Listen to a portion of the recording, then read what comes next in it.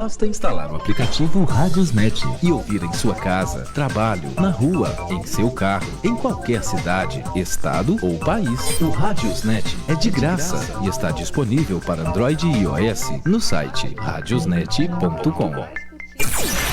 Atenção, em 5 segundos, direto ao ponto.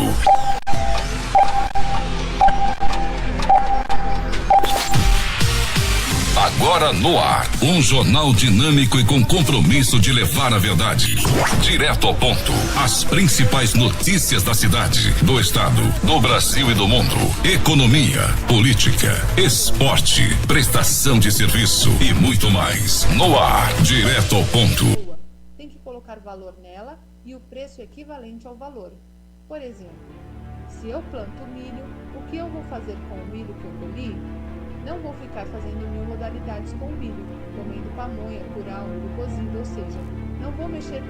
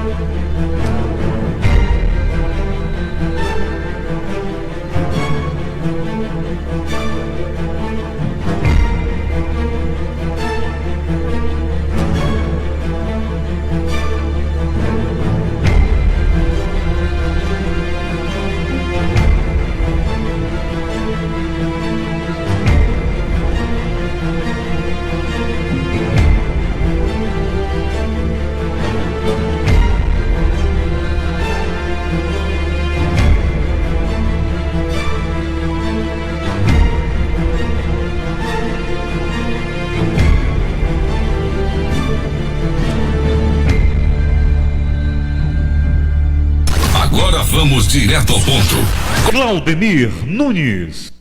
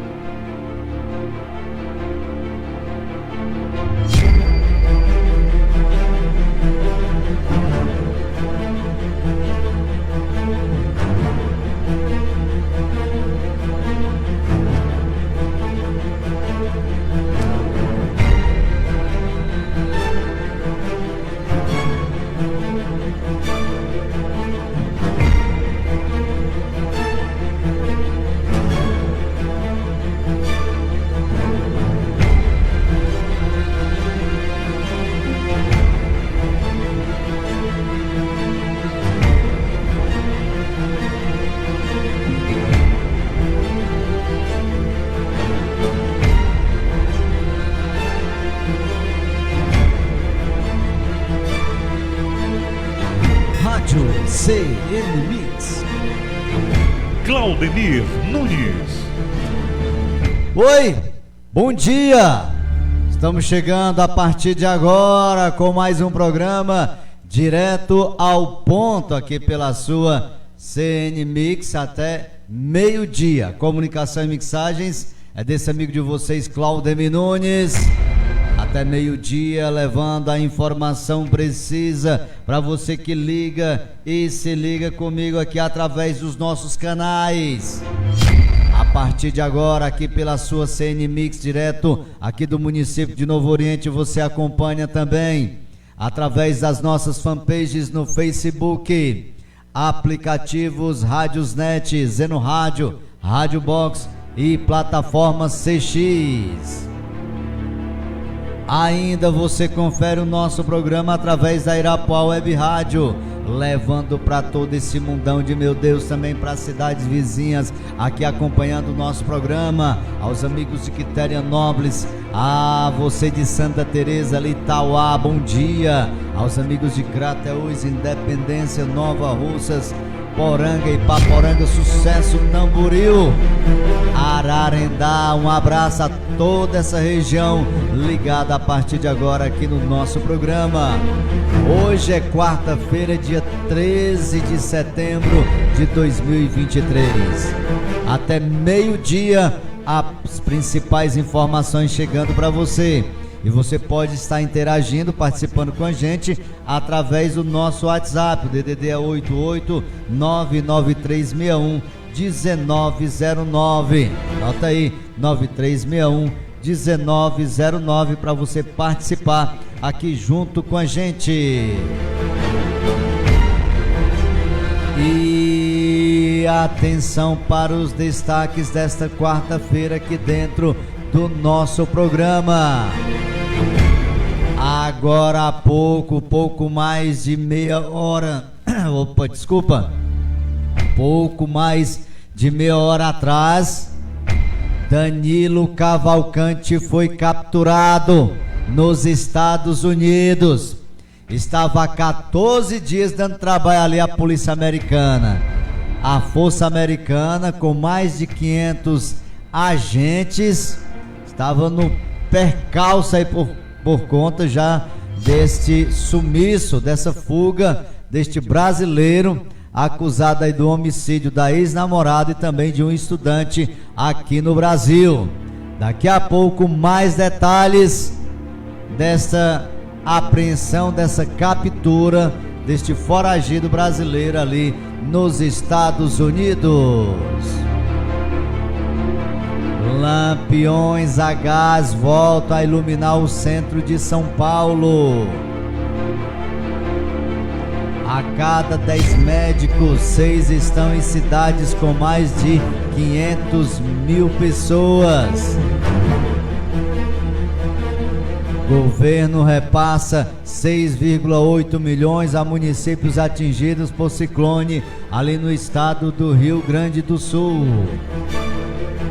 Governo deve antecipar 10 bilhões para compensar estados e municípios. Isso aí é com as perdas referente aí aos recursos do Fundo de Participação dos Municípios, o FPM. Regulação de motoristas de aplicativos deve ser definida nesta quarta-feira. A associação recorre da decisão do STF que invalida provas da Lava Jato. São Luís é reconhecido como a capital nacional do reggae. Ainda você vai conferir aqui no nosso programa as informações e notícias da área policial que aconteceu de ontem para hoje aqui na região Sertões de Crateús. Também as informações do esporte hoje voltando, o Brasileirão da Série A com 2 rodadas, ou seja, 2 jogos.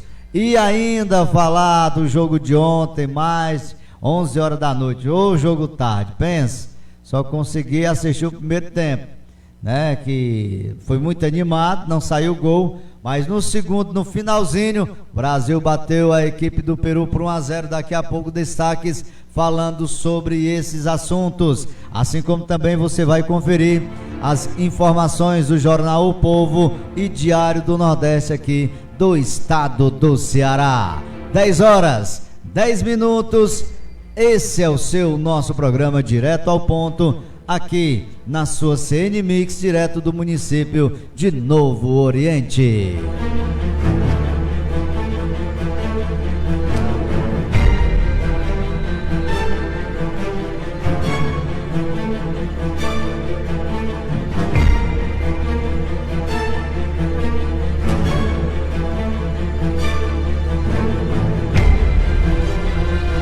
Agora vamos direto ao ponto. Claudemir Nunes. Rádio CN Mix.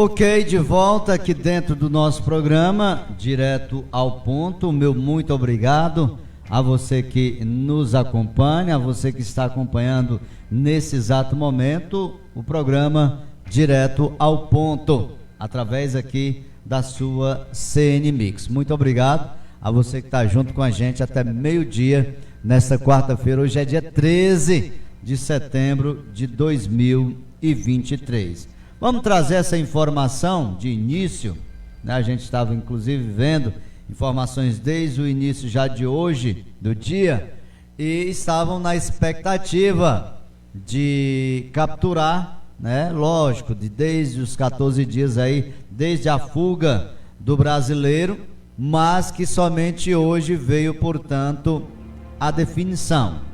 Brasileiro foragido de prisão dos Estados Unidos é capturado após fuga, portanto, de 14 dias. Esse homem deu trabalho, viu? Ali, as forças de segurança dos Estados Unidos. Danilo Cavalcante fugiu de presídio da Pensilvânia há 14 dias. Cerca de 500 policiais, agentes participaram das buscas. O brasileiro foi condenado à prisão perpétua por matar a facadas uma mulher e escapou da prisão, né? E através, escalando paredes, vamos estar que nem o Homem-Aranha. Danilo Cavalcante, portanto, foi capturado hoje, quarta-feira, anunciou aí a polícia da Pensilvânia. Inclusive tem vídeos já aí nas redes, né, mostrando a captura do mesmo. A captura aconteceu depois de 14 dias e de uma mega operação com 500 policiais. É a participação do FBI. Rapaz, usaram de tudo, cachorro, drone, coisa de primeiro mundo mesmo. Mesmo assim, Cavalcante conseguiu caminhar por 38 quilômetros, roubar uma van e um rifle e trocar tiros com o morador. Danilo Cavalcante, condenado por matar a ex-namorada Débora Evangelista Brandão, estava foragido desde 31 de agosto, quando conseguiu escapar da prisão escalando paredes. O homem estava escalando aí paredes, portanto, né? E conseguiu sair desse presídio lá nos Estados Unidos. A polícia da Pensilvânia afirmou que fará, aliás, agora há pouco eles já estavam dando aí uma entrevista coletiva falando do assunto. Portanto,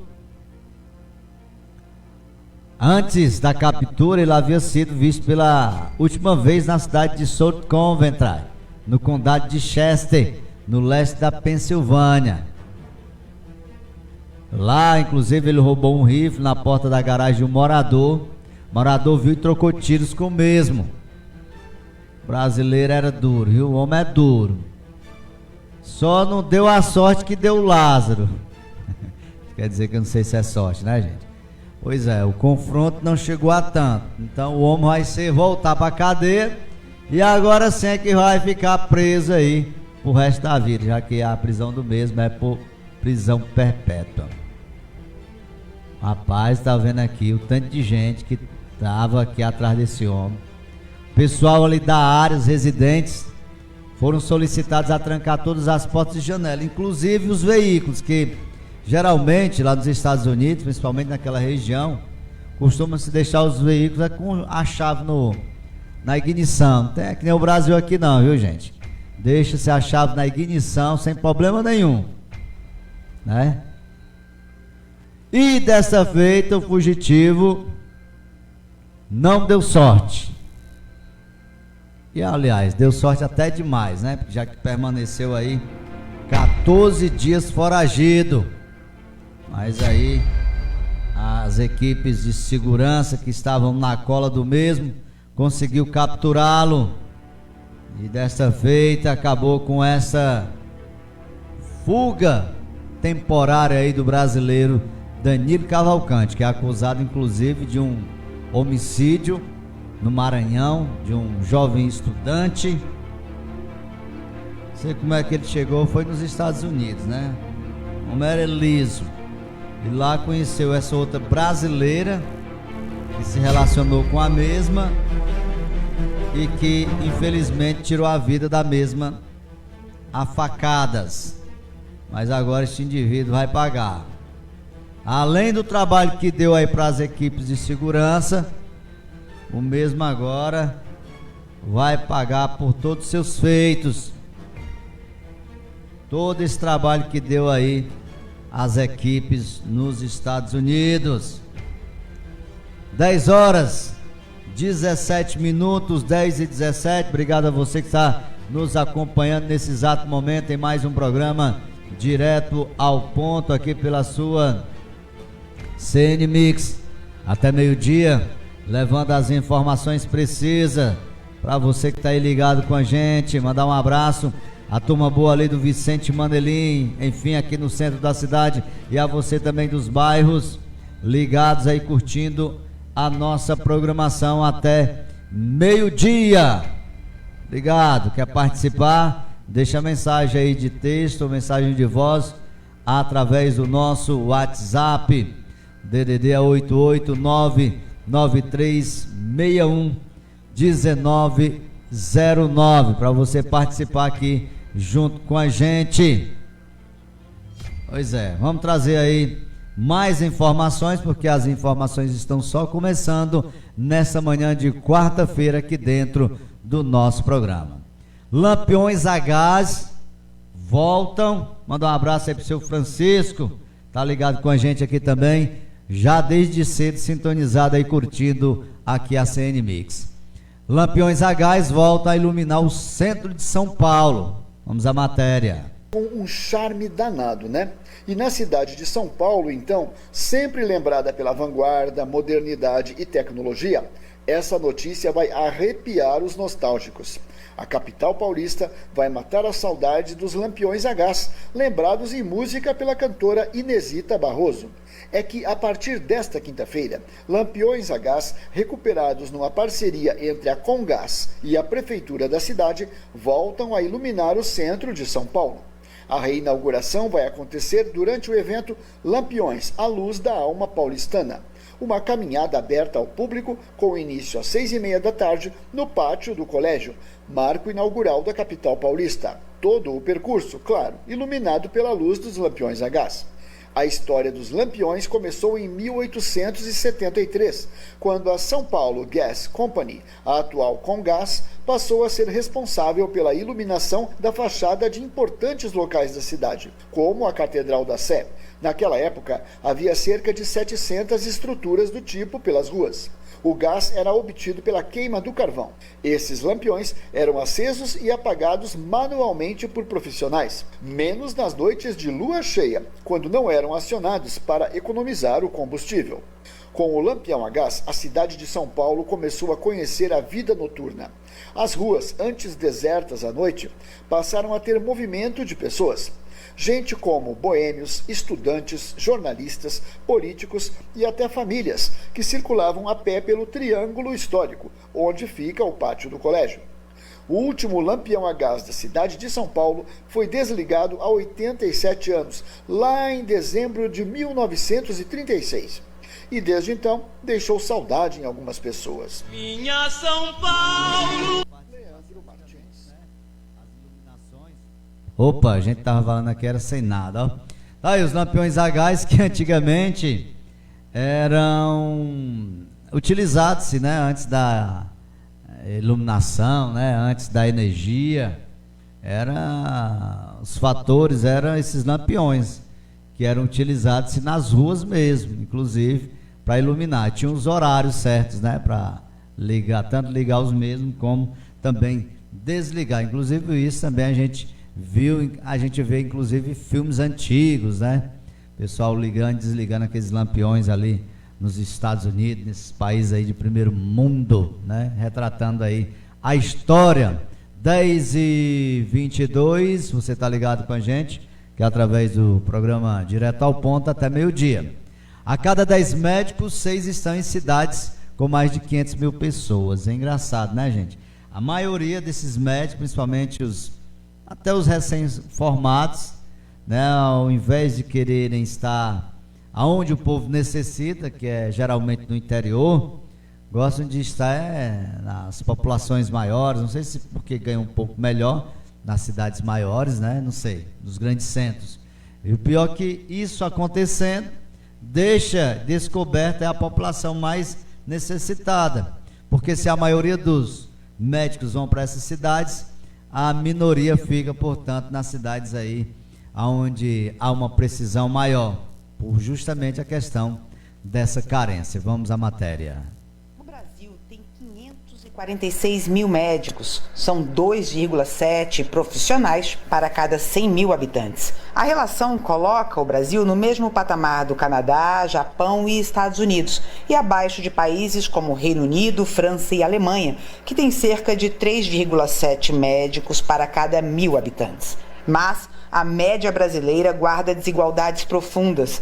Aqui, os médicos estão mal distribuídos, concentram-se em poucas capitais e com número insuficiente de especialistas. Enquanto o Distrito Federal tem 6 médicos para cada 1.000 pessoas, no Maranhão a proporção é 5 vezes menor, 1,2. De cada 10 médicos, 6 estão nas 41 cidades com mais de 500 mil moradores.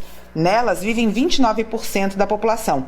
Já as cidades menores, de até 20 mil habitantes, onde vivem 16% dos brasileiros, têm menos de 3% dos médicos. Olhando para as especialidades, os problemas se aprofundam. No Pará, por exemplo, a taxa de cirurgiões por 100 mil habitantes é 6 vezes menor que no DF. O retrato da distribuição dos médicos pelo país está no estudo Demografia Médica do Brasil, feito pela Faculdade de Medicina da USP e a AMB, a Associação Médica Brasileira. Para José Eduardo Dolce, diretor científico da AMB, os dados renovam um problema antigo. Para ele, a solução passa por políticas que garantam a estrutura dos serviços de saúde e a valorização dos profissionais. O problema continua exatamente o mesmo, nem aumentou, nem diminuiu. O que existe é uma política errada dos governos, não necessariamente deste atual, mas dos governos de 20 anos para cá, que insistem em tentar tapar o sol com a peneira, para que a gente consiga resolver o problema da distribuição de médicos no Brasil, seja do ponto de vista do generalista, seja do ponto de vista da atenção básica. Nós temos que criar a carreira nacional do médico. Da mesma maneira que nós temos promotor, juiz, delegado, procurador, por que não tem a carreira do médico? A AMB já tinha lançado no começo do ano outro estudo sobre a demografia médica no país, mas o levantamento foi atualizado pelo censo do IBGE. Da Rádio Nacional em São Paulo, Eliane Gonçalves. Obrigado, Eliane, por essas informações. É isso, gente. Tem que se criar, assim, uma espécie de, não sei se tanto incentivo, né? Porque geralmente tem incentivo, quando o pessoal, esses médicos vêm sim para um interior, para uma região longínqua, distante, tipo ali na Amazônia, né? Ali no Amapá, não ganha tão ruim não, viu, gente? Mas o pessoal quer comodidade, né? Quer um local mais, sei lá, que tenha mais atrativos, e aí geralmente escolhe essas cidades grandes, principalmente capitais, mas aí deixa o resto da população descoberta, aquela que necessita mesmo, aquela que mora no interior. E é isso que o governo e as autoridades têm que trabalhar nisso, uma forma de fazer com que esse médico vá para aquele local, e não que se forme e vá trabalhar em qualquer lugar, né? É complicado, mas esperamos aí que uma hora isso mude aqui no nosso país, ou que os médicos coloquem na consciência que tem sim que ajudar a população de uma forma em geral. 10h27, falando ainda em repasse em governo, Rio Grande do Sul, sobre ainda a catástrofe que arrasou e ainda está, né, deixando muitas pessoas ainda em desabrigados ali naquela região. O governo está repassando 6,8 milhões a municípios atingidos por ciclone. Uma nova morte foi registrada decorrente do ciclone extratropical que atingiu o Rio Grande do Sul. A Defesa Civil somou nesta terça-feira 47 mortes nas cidades afetadas do estado. 9 pessoas continuam desaparecidas, número que caiu bastante, já que na segunda-feira 46 pessoas não haviam sido encontradas. São quase 4.800 desabrigados e mais de 20 mil desalojados. O governo do Rio Grande do Sul anunciou que depositou R$ 6.800.000 para 43 municípios e 7 hospitais atingidos pelas enchentes. O governador Eduardo Leite informou o repasse de utilização de maquinário para limpeza e reconstrução das cidades. E nas novas medidas aqui para municípios, empresas e pessoas, a gente está disponibilizando R$10 milhões em horas máquina para esses municípios que foram mais atingidos. 2 retroescavadeiras, 2 caminhões caçamba, se tem que botar um trator de esteira, enfim, tudo isso. Então já tem, é só o município acertar o que ele precisa e a gente manda para lá. Já tem esse contrato, não vamos passar o recurso para ele fazer uma contratação emergencial. Eduardo Leite ainda anunciou isenções e prorrogações de tributos para empresas, além de medidas de apoio a micro e pequenas empresas.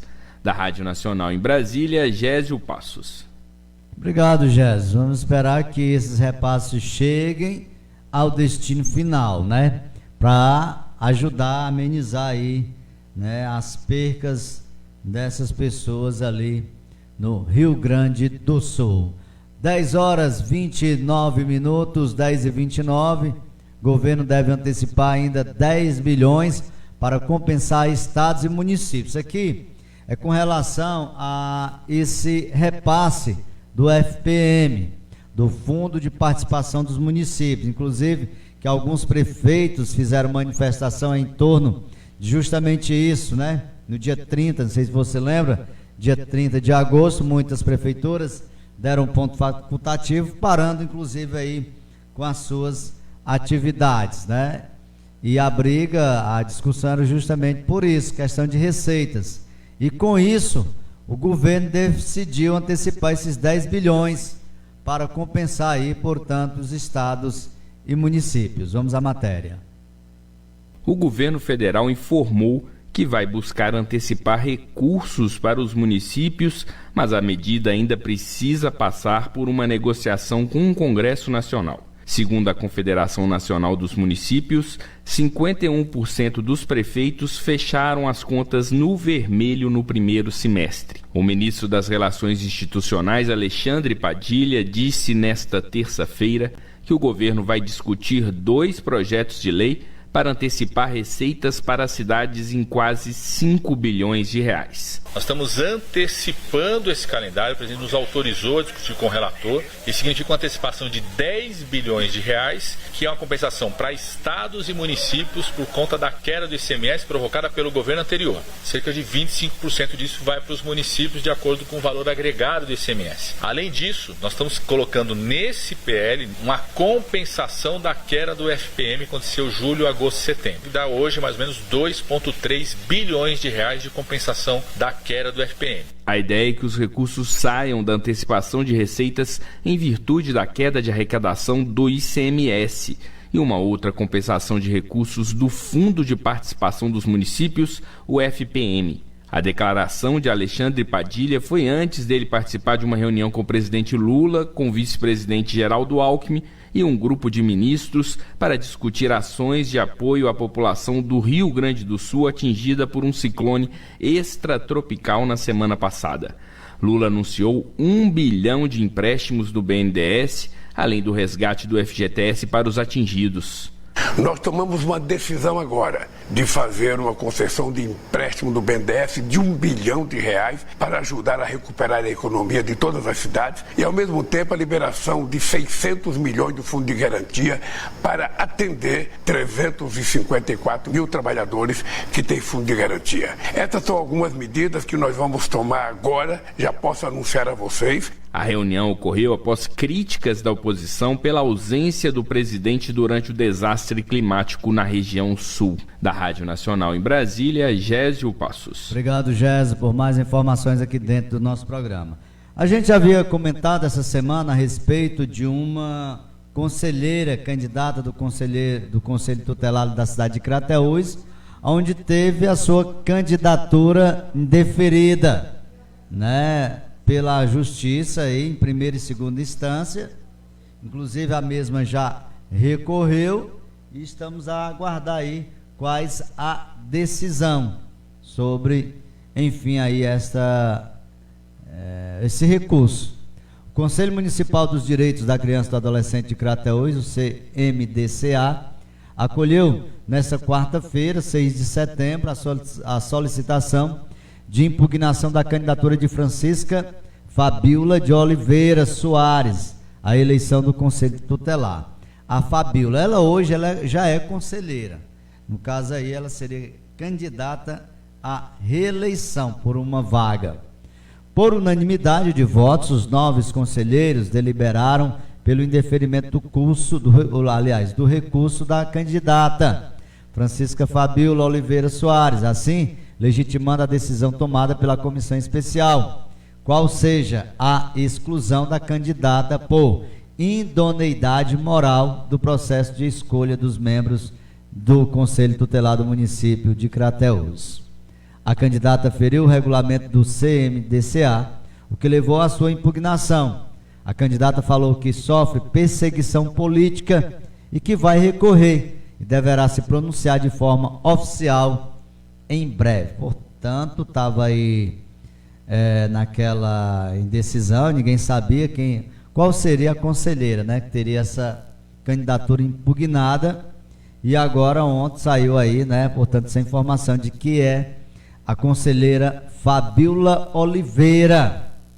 A mesma aí disse se tratar de nada mais, nada menos do que, né, questão política, perseguição, já que ela apoia aí, né, uma candidata, né, ou seja, a suplente de senadora, né, enfim, a Janaína, né, inclusive o próprio número dela é 133, né, referente aí a isso, talvez é isso que ela está falando com relação a dizer que está sendo perseguida por conta de politicagem. Mas vamos esperar aí os próximos capítulos e ver como se sai aí, portanto, se sai ainda a candidatura ou não da mesma aí ao Conselho Tutelar ali da cidade de Crateús. 10h35, vamos ao rápido intervalo, já eu volto com mais informações aqui no nosso Direto ao Ponto. Rádio CN Mix. A programação que faz a diferença. O rádio é moderno, sabe se adaptar aos tempos e está sempre atual. O rádio transmite sentimentos, desperta sensações, une pessoas e divulga o seu produto de uma forma criativa e inovadora. Não perca o seu tempo e o seu dinheiro com propagandas que não dão o resultado esperado. Anuncie no rádio. Música! De assumo! Sexo social amante, mas sinto ciúme. Você sabia que é possível ouvir nossa emissora também em seu smartphone ou tablet? Isso mesmo! Basta instalar o aplicativo Radiosnet e ouvir em sua casa, trabalho, na rua, em seu carro, em qualquer cidade, estado ou país. O Radiosnet é de graça e está disponível para Android e iOS no site radiosnet.com. Agora vamos direto ao ponto. Claudemir Nunes. Rádio CN Mix.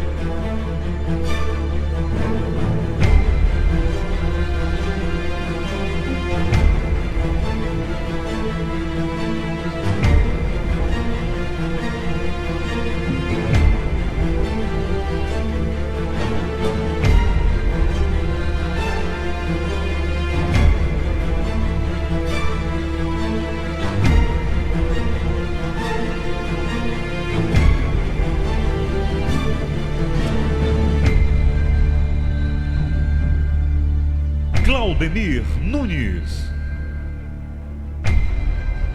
De volta aqui dentro do nosso programa, direto ao ponto. Muito obrigado a você que está nos acompanhando. Nosso WhatsApp para você participar, mandar aí a sua mensagem de voz ou texto é o DDD 88993611909. Mandar um abraço a toda a turma boa, curtindo aqui a nossa programação. 10 horas 38 minutos, 10h38. Daqui a pouco na área policial, destaque para mais um acidente de trânsito. Eu falei até esses dias, estava tudo tranquilo, né? Mas aí ontem tivemos um acidente de trânsito com vítima fatal ali na cidade de Crateús. Daqui a pouco, maiores detalhes para você que está aí acompanhando o nosso programa. Vamos falar de regulação? Muito bem. Regulação de motoristas de aplicativos deve ser definida nesta quarta-feira. Outra briga que está acontecendo muito aí é com relação a mototaxistas e aplicativos. Ou seja, por que aplicativos? Eu falo aqui aplicativos porque esses aplicativos de self-service, né, seja ele iFood, entre outros, eles pagam, né, para pessoas levarem, né? Tem as pessoas que levam os alimentos, o delivery. E nem sempre é o mototáxi. Tem mototáxi que faz esse serviço também de delivery.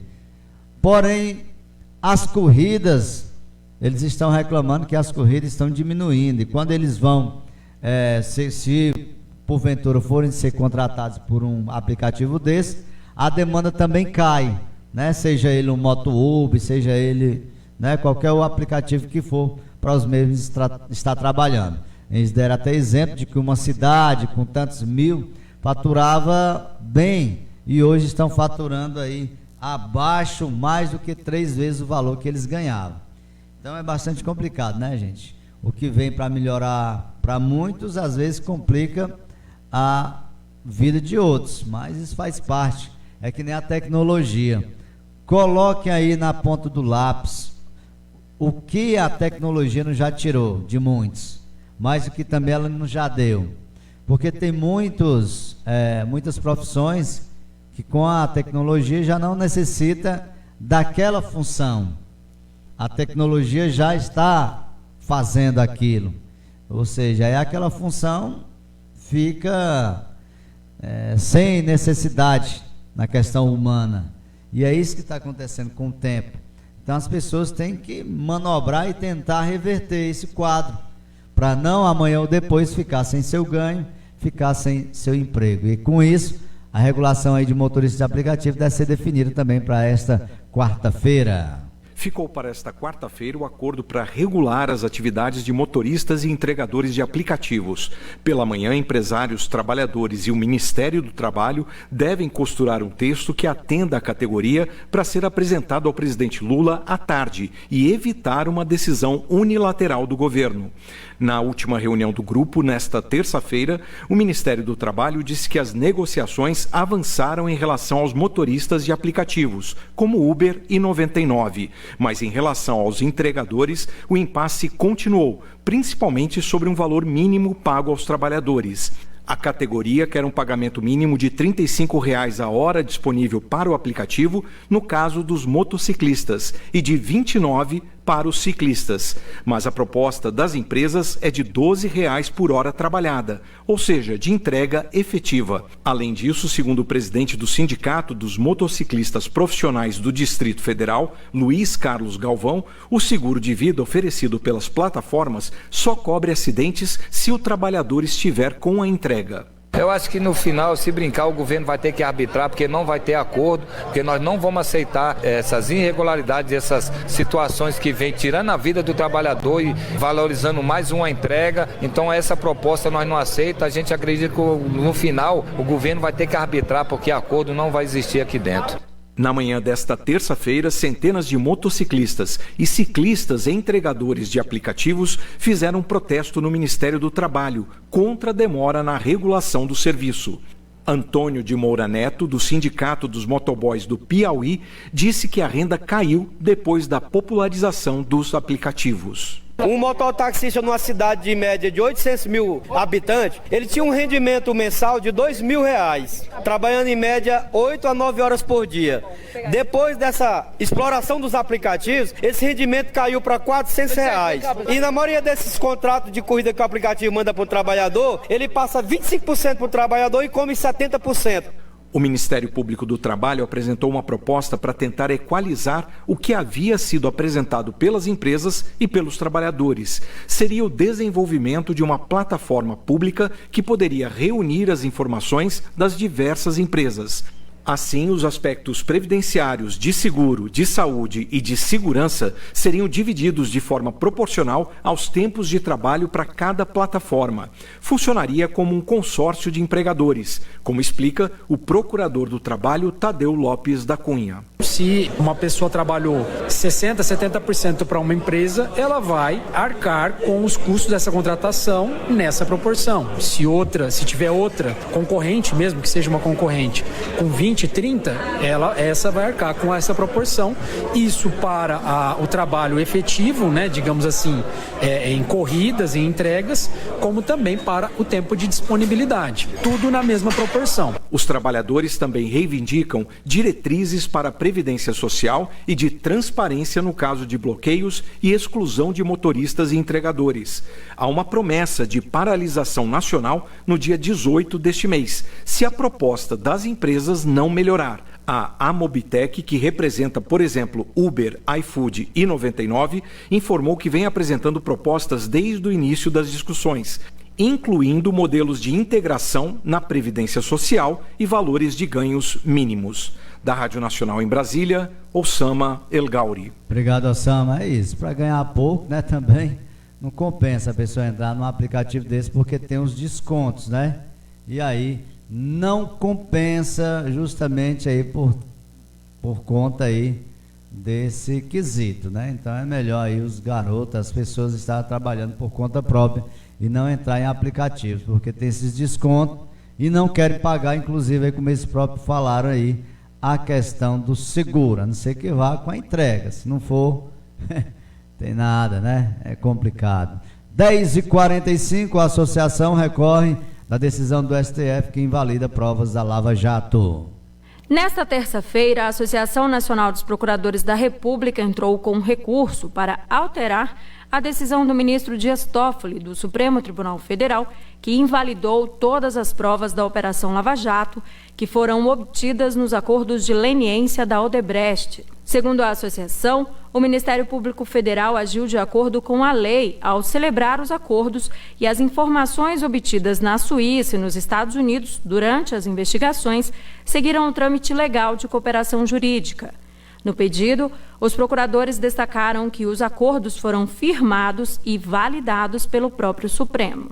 Sobre a determinação de Dias Toffoli para a abertura de investigação contra ex-procuradores da Lava Jato, a associação considera que a medida é ilegal.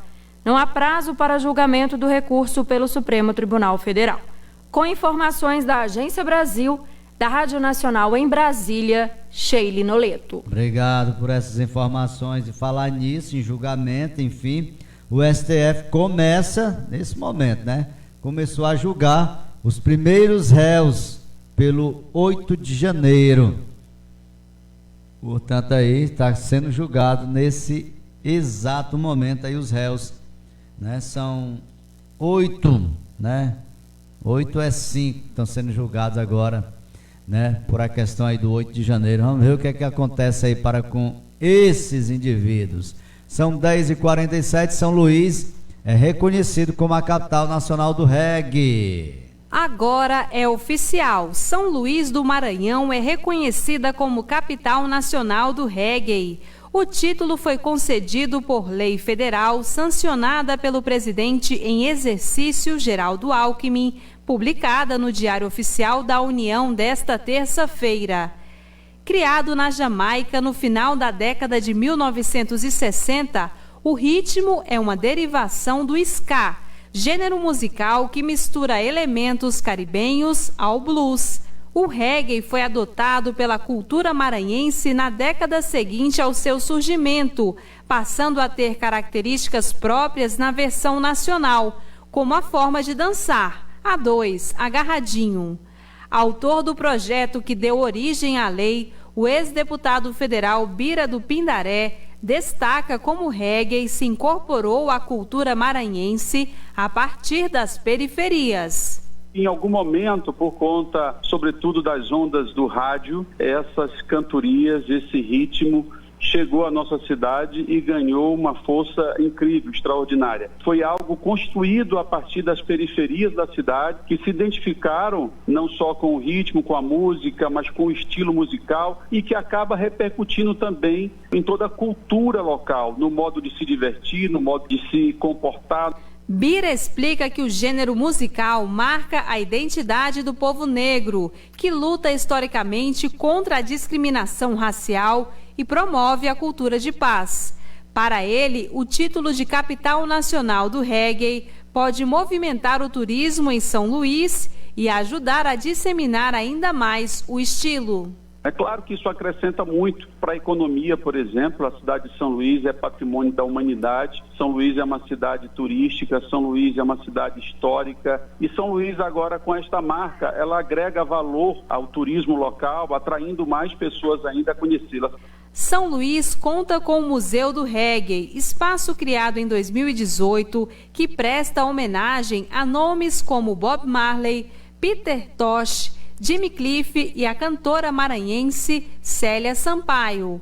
Para Ademar Danilo, diretor do museu, a iniciativa consolida o desejo de muitos regueiros maranhenses por preservar as memórias de meio século do estilo no estado. O Museu do Reggae é um sonho antigo de velhos regueiros do Maranhão. Muita gente sonhou e nós conseguimos realizar esse sonho no ano de 2018.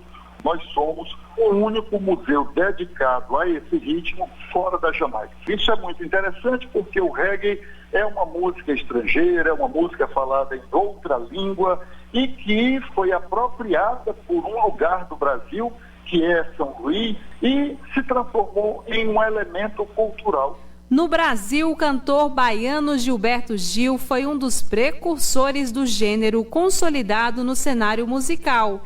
E a banda Tribo de Já é um dos destaques do reggae do Maranhão.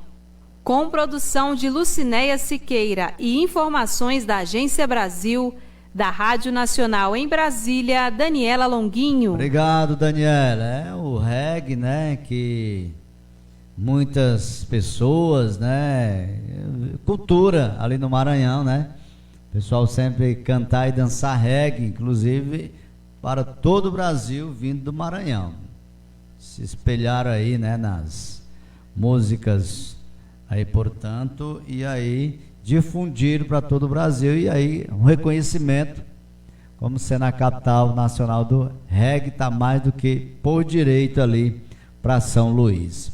Vamos conferir os destaques do Diário do Nordeste, aqui do estado do Ceará, para você que está acompanhando aí a nossa programação.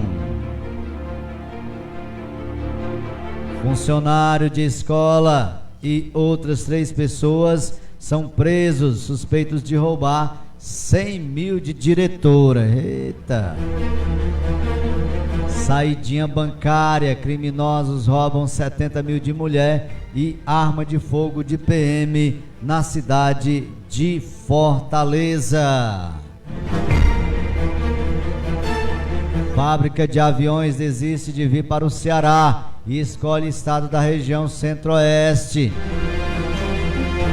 Shopping de Fortaleza abre novas lojas na área de alimentação e gera 30 novos empregos diretos. Fábrica calçadista se expande e vai gerar 600 empregos no interior do Ceará. Se viesse para Crateús, para a região aqui, né? Por enquanto não. Morte de mulher apontada como suicídio será investigada novamente após pedido do MP. STF começa a julgar réus acusados de participação nos atos de 8 de janeiro. Danilo Cavalcante, brasileiro foragido nos Estados Unidos, é capturado. Demora na conclusão do julgamento da cassação dos deputados do PL está gerando prejuízo. Extintor de incêndio, saiba em quais veículos equipamento é obrigatório. 17 municípios tiveram troca de prefeitos aqui no estado do Ceará. Foram esses os destaques, portanto, do Diário do Nordeste, nesta quarta-feira, hoje, portanto, 13 de setembro. Vamos agora aos destaques do jornal O Povo, para você que acompanha aqui o nosso programa Direto ao Ponto. No Ceará, 9 em cada 10 adolescentes grávidas são negras. Entenda impactos. Escola cearense fica entre as finalistas em prêmio das melhores do mundo. Jornalista Manuel Soares emociona com vídeo acalmando filho autista. Cannabis impacta a vida de inúmeros brasileiros, sobretudo mulheres que protagonizam o debate por descriminalização. Condenado por matar a ex-namorada brasileira que fugiu da prisão dos Estados Unidos é capturado na Pensilvânia. Veja os principais desfalques, retornos e pendurados de Fortaleza e Corinthians. Marquinhos decide no fim e Brasil vence o Peru pelas eliminatórias da Copa do Mundo. O WhatsApp lança canais no Brasil. Saiba tudo sobre a novidade. Construção de loja em área verde de Fortaleza preocupa ambientalistas. IFCE divulga edital para a seleção de 4.000 vagas na região metropolitana de Fortaleza e no interior.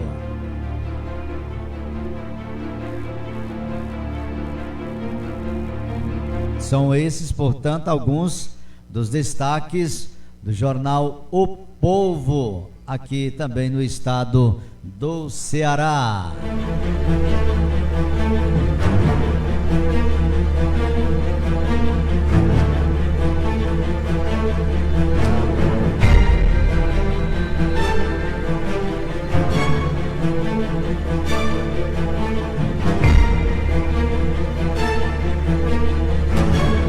Dez horas 55 minutos, 10h55. Muito obrigado a você que acompanha aqui o nosso programa. Aniversário de 80 anos do estado do Amapá é celebrado também no Senado. Vamos conferir esta informação e matéria aqui dentro do nosso programa. No ar, Viva Maria. Apresentação, Mara Regia. Oi, oi, Maria! Tá chegando a hora da gente correr pro abraço! E desde já eu conto com a sua participação no especial de amanhã. E haverá de comemorar os 42 anos desse nosso programa. Olha o horário, atenção, de 12h30 até 1h30 pelas rádios Nacional. A gente vai estar no ar ao vivo, inclusive para responder às suas expectativas e perguntas também, tá? O convite está feito. Por favor, participe para que a gente possa fazer uma festa tão animada como a que marcou na última segunda-feira os 80 anos de criação do território federal do Amapá. O senador Randolfo Rodrigues conseguiu homenagear sua terra natal de uma maneira emocionante e a partir dos cantos e encantos desse estado, que inclusive geograficamente é berço desse nosso país, até porque é lá no Oiapoque que começa o Brasil, a gente teve a oportunidade de fazer uma viagem muito linda em torno do Rio Mais Belo, que fica na linha do Equador. Agora, olha só, por uma feliz coincidência, justo no momento em que o Senado, em sessão solene, reunia as vozes tucuji ao som do marabaixo, que é esse ritmo que evoca a ancestralidade e a pertença extensa do Estado com a Mãe África, na esplanada dos ministérios, as mulheres indígenas saíam em marcha, a terceira desse movimento tão importante. E dentro do plenário coube à liderança Priscila Caripuna saudar seu povo e, ao mesmo tempo, convocar a todos nós que lá estávamos à luta. Em nome de Simone Caripuna, saúdo todas as mulheres e as mulheres indígenas que aqui estão. Aproveito esse espaço para falar da terceira marcha de mulheres indígenas. Nós estamos aqui em Brasília, acampados, um total aproximadamente de 5.000 mulheres aí, lutando aí pela demarcação dos seus territórios, pela proteção dos seus territórios. Convido vocês também a contribuir, a nos ajudar nessa marcha das mulheres indígenas. E aproveito aqui para nossa fala do movimento indígena contra o marco temporal, que a gente está nessa marcha justamente para garantir a subsistência, a sobrevivência dos povos indígenas. Nem uma gota mais e demarcação já. E obrigada. Pois é. Tanto a terceira marcha das mulheres indígenas, que desde a última segunda-feira reúne aqui em Brasília não só as indígenas brasileiras, mas também de países convidados como Peru, Estados Unidos, Rússia, Malásia e Nova Zelândia, todas elas debatendo temas da maior importância como garimpo ilegal, violência de gênero e acessibilidade indígena à saúde mental. Com o mesmo ânimo, a exposição que pela primeira vez ocupou o Senado com mais de 32 empresas certificadas com selo Amapá para que todo mundo pudesse apreciar mais de perto os saberes e os sabores desse território tão especial. Nesses 80 anos do Amapá, terminam hoje, nesta quarta-feira. E, por favor, se você está em Brasília, não perca a oportunidade de visitar essa exposição, que é motivo de orgulho para todas essas empresas. E é a primeira vez que eles estão tendo essa oportunidade de expor os seus produtos fora do Estado, especialmente num lugar tão privilegiado quanto o Senado. Então, prestigiem, porque vocês ainda terão a chance de dançar como eu dancei, o ritmo do Marabaixo, na companhia da Cleane Maiara da Costa Ramos. Vamos ouvi-la falar, ela que veio direto lá do Quilombo do Curiaú. Sou ativista cultural, trabalho com projetos culturais voltados para o Marabaixo e o Batuque, que são as nossas duas culturas. O Batuque é a cultura mãe do Curiaú e o Marabaixo é a cultura do nosso estado, do Amapá. Aos 13 anos eu fiz a minha primeira composição, participei do Festival Cantando Marabaixo, lá no estado. Desde aí foi só alavancando, participando de outros festivais e hoje me encontro como percussionista, né, junto com Nena Silva, que a gente estava tocando o hino, né, e o jeito do Cuju, aqui no Senado, juntamente com Patrícia Bastos, Paulinho Baixo e outros cantores de MPA da nossa terra. Agora, como é que você está se sentindo diante dessa festa monumental? Se sentindo maravilhada, né, em ver uma programação deste tamanho aqui em Brasília, poder comemorar 80 anos do nosso território federal, né? A gente veio do Amapá para confraternizar aqui juntamente com os demais que já estão aqui em Brasília. É um momento ímpar, um momento muito importante pra gente. E você já conhecia o Senado Federal, o Congresso? Não, a primeira vez, apenas por foto. Eu sou uma primeira vez em Brasília. Primeira vez. Suas impressões? Fantástico, fantástico, fantástico, fantástico.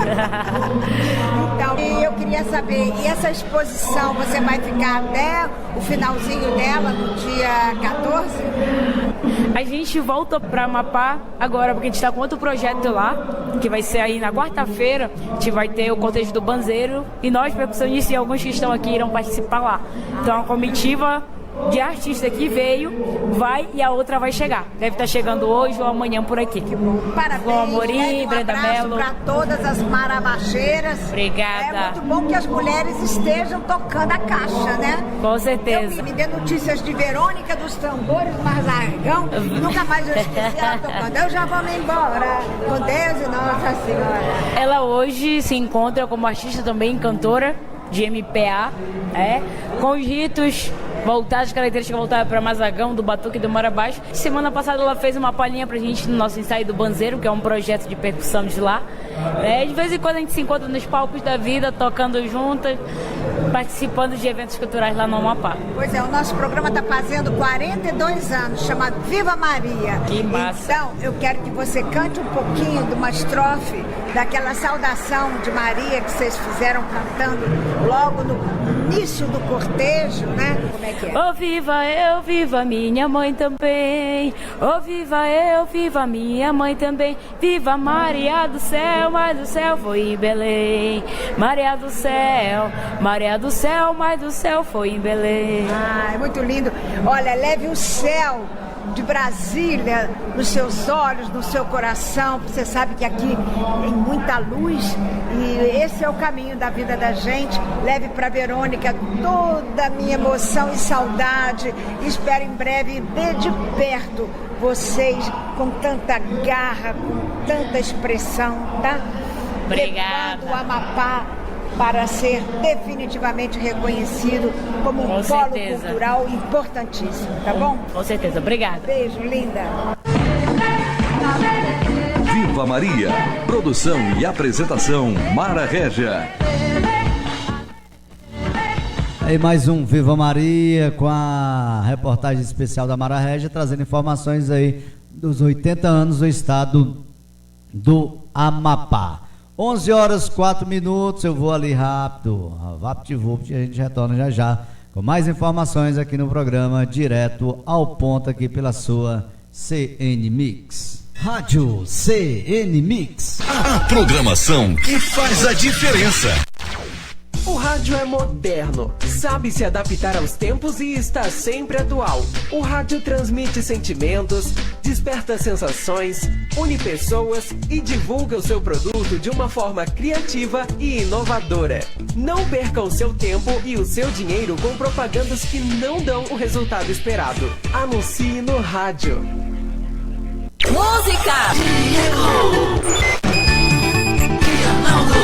Sumo! Sexo social amante, mas sinto ciúme. Você sabia que é possível ouvir nossa emissora também em seu smartphone ou tablet? Isso mesmo! Basta instalar o aplicativo Radiosnet e ouvir em sua casa, trabalho, na rua, em seu carro, em qualquer cidade, estado ou país. O Radiosnet é de graça e está disponível para Android e iOS no site radiosnet.com. Agora vamos direto ao ponto. Claudemir Nunes.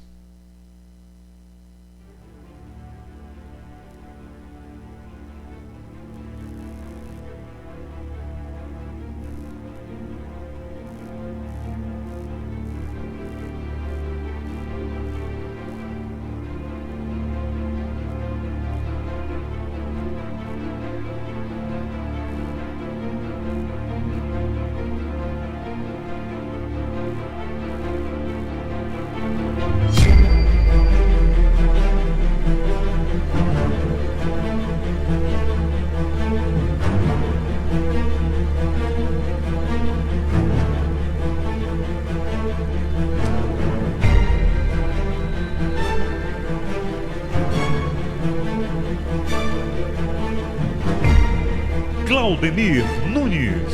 11h06, 11h mais 6 minutos.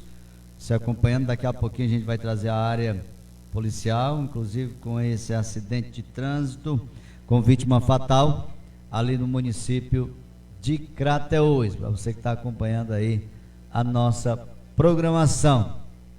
Daqui a pouco, essas e outras mais aqui dentro do programa, assim como também as informações sobre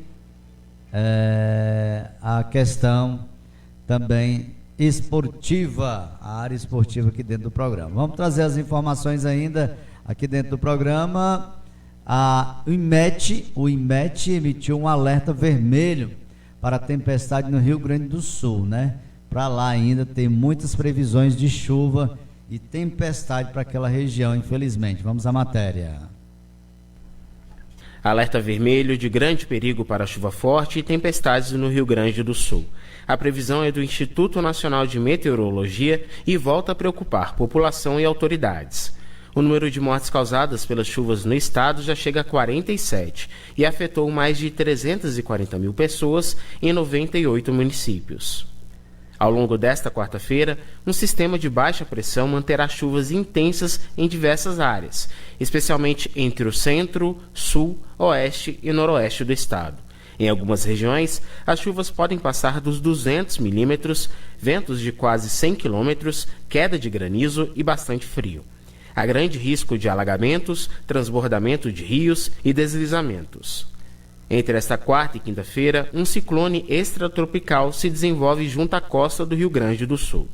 Áreas da região metropolitana de Porto Alegre devem registrar muita chuva, com volumes próximos de 100 milímetros. A partir de sexta-feira, a frente fria avança para Santa Catarina, Paraná e sul de São Paulo, e o tempo fica seco no Rio Grande do Sul até o domingo. Balanço da Defesa Civil aponta ainda que 9 pessoas seguem desaparecidas e 25 mil continuam fora de suas casas. A tragédia deixou 925 feridos. Mais de 3 mil moradores foram resgatados. Da Rádio Nacional, em Brasília, Renato Ribeiro. Obrigado, Renato, por essas informações. E falando aí do Rio Grande do Sul, Lula anunciou mais de 1,6 bilhões para cidades afetadas aí pelas chuvas ali daquele estado. Mais de 1 bilhão e 600 milhões de reais serão liberados para ajudar a população afetada pelas fortes chuvas no Rio Grande do Sul. O dinheiro será usado para ações de recuperação da região do Vale do Taquari. O anúncio foi feito na noite desta terça-feira pelo presidente Lula após reunião com ministros. Essas são algumas medidas que nós vamos tomar agora e, ao mesmo tempo, nós vamos continuar acompanhando, porque está chovendo ainda. Certamente nós vamos ter muito mais informações e, na medida que for acontecendo as coisas, nós vamos tomando as decisões. O que eu posso garantir ao povo do Rio Grande do Sul, ao povo da região que foi prejudicada pela chuva, que o governo federal não faltará no atendimento das necessidades do povo da região. Desse valor, 1 bilhão será liberado via linha de crédito do BNDES para ajudar a recuperar a economia das cidades afetadas. E outros 600 milhões do FGTS serão liberados para mais de 350 mil trabalhadores da região que têm recursos no fundo de garantia. Os recursos anunciados se somam aos 740 milhões divulgados no último domingo pelo vice-presidente Geraldo Alckmin quando visitou o estado. E já chega a 47 o número de mortes causadas pelas chuvas no Rio Grande do Sul. O estado está agora em alerta vermelho com a chegada de uma frente fria prevista pelo Instituto Nacional de Meteorologia. Além disso, são mais de 340 mil pessoas afetadas em 98 municípios. 9 pessoas seguem desaparecidas e 25 mil continuam fora de suas casas. A tragédia deixou 925 feridos e, até o momento, mais de 3 mil moradores foram resgatados. Da Rádio Nacional, em Brasília, Renato Ribeiro. Obrigado, Renato, por essas informações. A gente não para de comunicar e falar sobre tragédias, né? Infelizmente, o número de mortos no terremoto lá no Marrocos passa já de 2.800. No Marrocos, o número de mortos no terremoto da última sexta passa de 2.800. O governo do país tem sido criticado por não aceitar toda a ajuda internacional oferecida. Muitos sobreviventes estão em abrigos improvisados, alguns passaram a quarta noite ao relento. O socorro ainda não chegou às aldeias montanhosas mais remotas. O número oficial de feridos passa de 2.500. Equipes da Espanha, Grã-Bretanha e Catar ajudam nos trabalhos. Itália, Bélgica, França e Alemanha se ofereceram para enviar especialistas, mas ainda aguardam luz verde do governo marroquino. O rei do Marrocos, Mohammed VI, visitou um hospital em Marrakech, doou sangue e conversou com sobreviventes. Com informações da agência Reuters, da TV Brasil para a Rádio Nacional, Pedro Moreira. 11h11. Pois é, gente, esse problema aí também de ajudas é porque lá no Marrocos, né, lá parece que existem dois governos, né, um governo de um lado, um governo do outro, é questão de milícias, é complicado, né, aí nessas horas aí até para ajuda humanitária fica difícil, mas está chegando sim aos poucos lá para ajudar esse povo aí desse terremoto, assim como também ali na Líbia, na questão lá das águas, né, enxurradas e barragens que arrebentaram, alagando aí cidades e matando também várias pessoas. Vamos falar justamente disso agora, né? Tempestade aí Lá já deixa 5 mil mortos. Olha aí, gente, a tragédia maior do que esse terremoto lá pelo menos por enquanto, né? Que no Marrocos ainda está nessa base de 2.800 a 2.900 e lá na Líbia já passa de 5 mil mortos. A questão aí dessa tempestade aí, lastimável, né? Pegou muita gente de surpresa, enfim, e essas barragens aí também que arrombaram, né? Causou ainda vários danos e desastres aí para aquela região. Vamos à matéria. Mal o mundo começou a se mobilizar para ajudar as vítimas do terremoto no Marrocos, uma tragédia também de grandes proporções atingiu um outro país. Na Líbia já passa de 5 mil o número de mortos em decorrência da passagem da tempestade Daniel, que já tinha afetado outros países do Mediterrâneo. E tanto autoridades quanto a Cruz Vermelha estimam que o número de desaparecidos pode chegar a 10 mil. A chuva recorde provocou o rompimento de 2 barragens nas imediações de Derna, no nordeste líbio. Autoridades dizem que as águas varreram 1/4 da cidade a mais atingida. O cenário parece o de um tsunami, com tudo fora do lugar. Um representante da Cruz Vermelha e do Crescente Vermelho no país confirmou estimativas do governo de aproximadamente 10 mil desaparecidos. Turquia e Emirados Árabes são 2 dos países que já enviaram suporte. A Líbia está dividida politicamente. O leste, atingido pela catástrofe, é controlado por uma administração rival. Na capital Trípoli, no oeste, o primeiro-ministro reconhecido internacionalmente, Abdul Hamid al-Dbeiba, declarou as áreas atingidas como de desastre e enviou assistência, mas disse que o país precisa de auxílio apenas na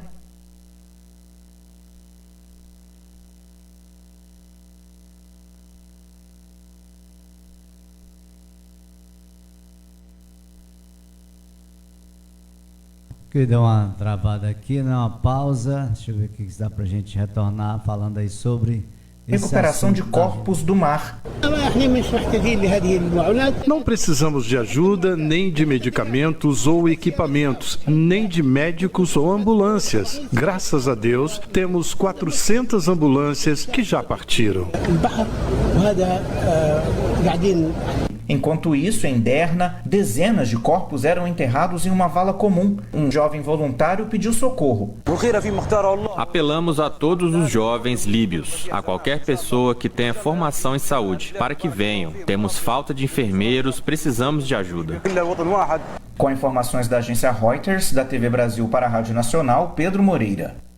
Obrigado, Pedro, por essas informações aqui dentro do nosso programa. Às 11h15, 11h15. Você está ligado aqui no nosso programa Direto ao Ponto, aqui pela sua CN Mix, direto do município de Novo Oriente. Operação Perfídia. Polícia Federal investiga fraude na compra de coletes balísticos. Vamos conferir.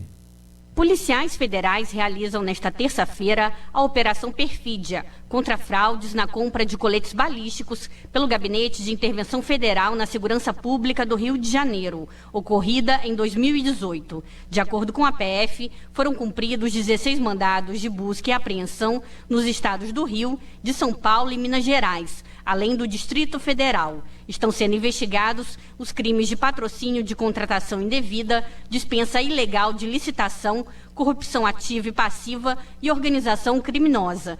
O Tribunal de Contas da União identificou, segundo a PF, sobrepreço potencial de R$ 4.640.000 em uma compra com valor total de R$ 9.450.000, o equivalente a R$ 40 milhões no câmbio da época. De acordo com a PF, há indícios de conluio entre a empresa norte-americana CTU Security LLC e servidores públicos federais, que resultaram na dispensa de licitação e possível sobrepreço na compra dos equipamentos de segurança. Entre os investigados está Braga Neto, ex-interventor federal da Segurança Pública do Rio de Janeiro.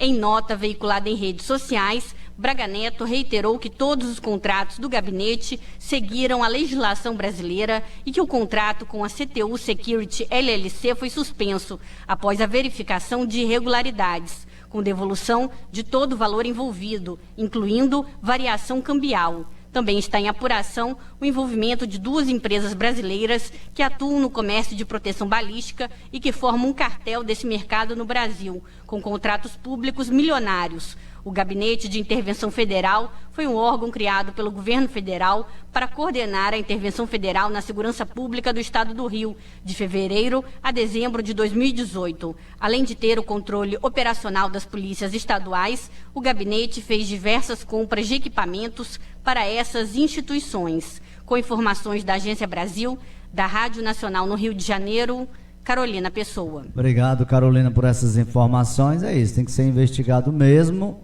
né, para saber aí, né, quem está ganhando com essas compras, né, nessas fraudes aí, portanto, desses coletes.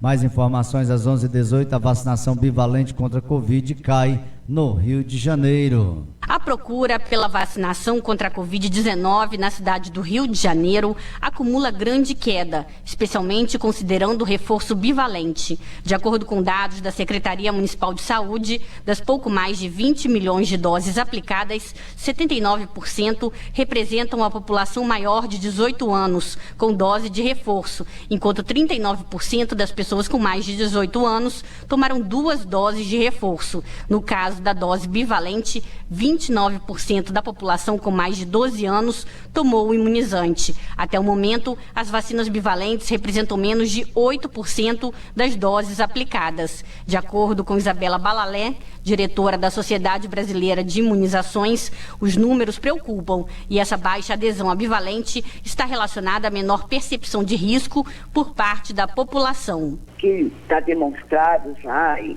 a gente percebe hoje, que quanto menor a percepção de risco, né, em relação à doença, seja Covid ou qualquer outra, menor a adesão à vacinação.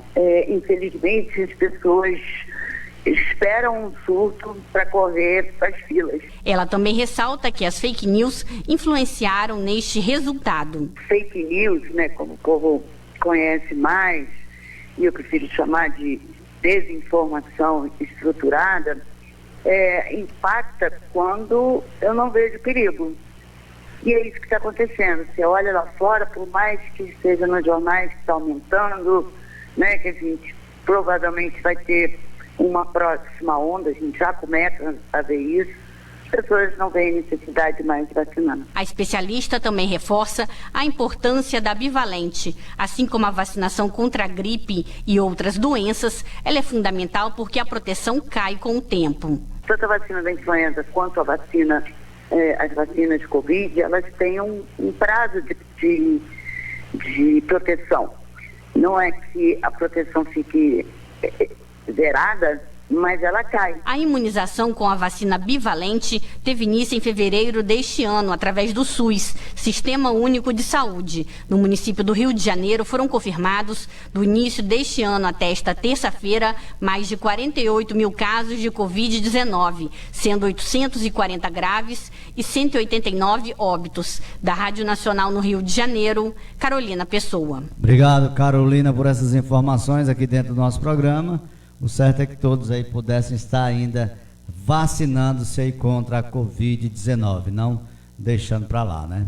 Búzios começa a distribuir óleo de cannabis medicinal para pacientes. A cidade de Búzios, na região dos Lagos do Rio de Janeiro, iniciou a distribuição de óleo de cannabis medicinal para pacientes cadastrados e autorizados pela Anvisa, a Agência Nacional de Vigilância Sanitária. Pacientes com autismo, epilepsia e síndrome de Down estão na lista de beneficiados pela iniciativa inédita, realizada e direcionada pelo Sistema Único de Saúde, com coordenação da Secretaria Municipal de Saúde. O projeto já tem planos de expansão em 2024, incluindo pacientes com outras doenças, como Parkinson, Alzheimer e dor crônica. A Prefeitura de Búzios também planeja a implantação de um centro de pesquisa em colaboração com a Fundação Oswaldo Cruz. O uso medicinal da maconha ainda é cercado de polêmica, principalmente em relação ao suposto risco de dependência e desvirtuação da finalidade. A professora de Neurologia da Universidade Federal Fluminense, Camila Pupp, esclarece que essa possibilidade é pouco provável. Em relação ao risco de dependência e mau uso, a substância que tem maior risco de criar dependência é o THC, mas quando ele é usado em altas dosagens. O risco de se usar posologias, formulações com canabinoides em geral, né, o extrato da planta cannabis, é um risco baixo, dado que as concentrações de THC utilizadas são muito mais baixas do que para uso recreativo. A neurologista cita os principais ganhos na qualidade de vida dessas pessoas. O que a gente mais nota nos pacientes usando o cannabis medicinal, os canabinoides, é, além da redução da dor, um efeito positivo na ansiedade, um efeito também benéfico em relação ao sono. Então, outros aspectos da saúde em geral também são modulados pelo uso dos canabinoides, né? Então, isso também é uma vantagem em relação a outras medicações utilizadas para tratamento de dor crônica. A entrega do óleo segue um rigoroso agendamento e quem já teve o cadastro aprovado deve aguardar o contato da prefeitura. É fundamental estar com a documentação requerida para a retirada do medicamento na farmácia da Policlínica de Búzios, incluindo receita médica, identificação do paciente e do responsável, caso houver. Dúvidas sobre a distribuição da cannabis medicinal pela Prefeitura de Búzios podem ser esclarecidas com a Secretaria Municipal de Saúde pelo telefone 0 operadora 22 23 50 60 10. Da Rádio Nacional no Rio de Janeiro, Tatiana Alves. Obrigado, Tatiana. Ou seja, isso aí, gente, não é para qualquer pessoa, né? As pessoas têm que ter aí cadastro, né? Tem que saber o porquê do uso. Não, a galera vai achar que está sendo distribuído para todo mundo. 11h24, Bolsonaro se recupera bem das cirurgias e já está no quarto. O ex-presidente Jair Bolsonaro está internado no Hospital Vila Nova Star, em São Paulo, se recuperando de 2 cirurgias feitas nesta terça-feira. Ele já está no quarto. Pela manhã, Bolsonaro foi submetido a um procedimento de endoscopia digestiva alta para tratar um problema de refluxo gástrico. Na sequência, foi realizada uma septoplastia, que é a correção de desvio do septo nasal para melhorar a respiração. Segundo o último boletim médico da equipe que acompanha Bolsonaro, as cirurgias transcorreram de forma satisfatória, sem intercorrências. Ainda nesta terça, o ex-presidente vai ser reavaliado para aí então serem divulgadas novas informações. Também na capital paulista, o músico Rinaldo Amaral, o Mingau da banda Ultraje a Rigor, segue internado com quadro grave, mas estável, na UTI do Hospital São Luís. Ontem ele foi submetido a uma traqueostomia, cirurgia de abertura da traqueia na altura da garganta, feita para facilitar a respiração. No sábado, a equipe médica que o acompanha começou a reduzir a sedação. O músico está sob tratamento desde o último dia 2, uma noite de sábado, quando ele foi baleado na cabeça. Mingau dirigia o carro dele na Praça do Ovo, em Paraty, cidade do litoral do Rio de Janeiro, acompanhado de um amigo, quando foi atingido por disparos de criminosos. O amigo nada sofreu. Mingau, que completou 56 anos em 3 de setembro, já passou por cirurgia na cabeça para diminuir a pressão intracraniana. Segundo o neurocirurgião Manuel Jacobsen, responsável pelo atendimento ao músico, ainda é cedo para saber como o corpo de Mingau vai reagir, se a recuperação vai deixar sequelas e qual será a possível extensão delas. Por causa da situação de Mingau, o programa De Noite, exibido às madrugadas pelo SBT, não tem tido gravações, de acordo com o apresentador Danilo Gentili. Da Rádio Nacional em São Paulo, Leandro Martins. Obrigado, Leandro, por essas informações. E ainda, BNDES debate o crescimento industrial da saúde em seminário. O presidente do BNDES, Aloysio Mercadante, afirmou que o Brasil tem tudo para se destacar no Complexo Econômico Industrial da Saúde, iniciativa criada para fortalecer a produção nacional de insumos, equipamentos médicos e promover a inovação no setor. A declaração foi dada nesta terça-feira no Rio de Janeiro, durante um seminário sobre saúde e soberania. O Brasil tem todas as condições de se destacar no complexo econômico e industrial da saúde, principalmente pela presença do SUS e porque nós já temos uma base instalada e somos um país que não tem guerra com nenhum vizinho há 150 anos e somos um dos 15 países que tem relação com todos os demais países da ONU, só 15 países no planeta. Então isso também permite ao Brasil atrair investimentos se nós tivermos competência e iniciativa.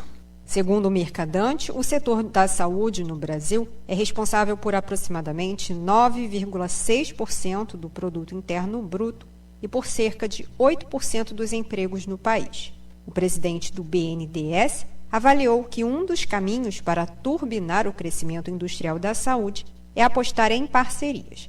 Para isso, Mercadante citou o caso da Embraer, empresa brasileira de aviação. Criada nos anos 90, ela teve o crescimento impulsionado graças à parceria com um banco.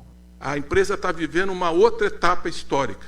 Mas por que ela chegou lá? Porque tinha o banco público, porque tinha política de ciência e tecnologia, porque tinha indução do Estado. Porque são poucos países que conseguiram, só 8 países no mundo conseguiram produzir aviões. Então, se nós fazemos um avião, por que nós não podemos fazer fármacos de alta complexidade e ter uma indústria de saúde muito mais avançada e inovadora? A Embraer é um bom caminho por onde que nós temos que voar para poder chegar onde nós queremos chegar. Também presente no evento, o secretário de Ciência, Tecnologia, Inovação e Complexo Econômico Industrial do Ministério da Saúde, Carlos Gadelha, propõe políticas públicas ousadas para retomar a indústria nacional, gerar empregos e, assim, ajudar a recuperar a saúde no pós-pandemia. Não é um secretário, não é um ministro, não é um presidente de banco. Força política para reconverter o Estado brasileiro para que a economia, a inovação e a tecnologia estejam a serviço da vida. O secretário do Ministério da Saúde também ressaltou a importância de estabelecer objetivos alinhados com as necessidades da população. Temos que nos organizar para produzir localmente, que é o que a vacina está fazendo. É o que a gente já tem nos medicamentos finais, é um bom exemplo. A gente ter uma meta que garanta estabilidade, garantia de acesso e um SUS que não seja vulnerável e dependente. Então a meta é a meta da sociedade, não é a meta o que é possível. Eu só estou dizendo que ela é factível porque nós não estamos num deserto. Então ela é a meta necessária para a gente ter um SUS para valer, para a gente ter um acesso universal para valer no nosso país. E eu digo, é necessário e ao mesmo tempo é possível. Na programação do seminário estão debates sobre o papel do BNDES para o Sistema Único de Saúde e a reorganização das políticas públicas para o setor. A íntegra das mesas e dos temas abordados está disponível no canal do BNDES no YouTube. Da Rádio Nacional no Rio de Janeiro, Tatiana Alves. Obrigado, Tatiana, por essas informações. Às 11h30, 11h30. Um rápido intervalo, volto já. Daqui a pouco a gente traz ainda informações da área policial. Rádio CN Mix. A programação que faz a diferença. O rádio é moderno, sabe se adaptar aos tempos e está sempre atual. O rádio transmite sentimentos, desperta sensações, une pessoas e divulga o seu produto de uma forma criativa e inovadora. Não perca o seu tempo e o seu dinheiro com propagandas que não dão o resultado esperado. Anuncie no rádio. Música! De assumo! Sexo social amante, mas sinto ciúme. Você sabia que é possível ouvir nossa emissora também em seu smartphone ou tablet? Isso mesmo! Basta instalar o aplicativo Radiosnet e ouvir em sua casa, trabalho, na rua, em seu carro, em qualquer cidade, estado ou país. O Radiosnet é de graça e está disponível para Android e iOS no site radiosnet.com. Agora vamos direto ao ponto. Claudemir Nunes.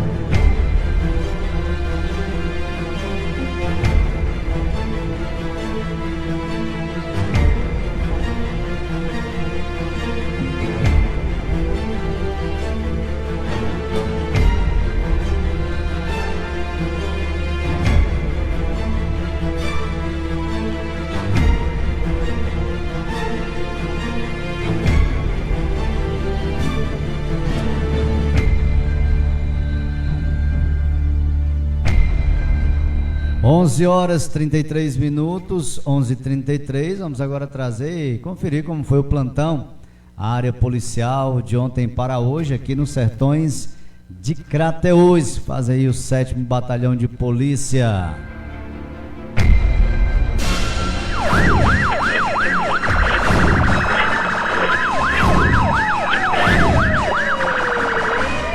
Na cidade de Ararendá tivemos ontem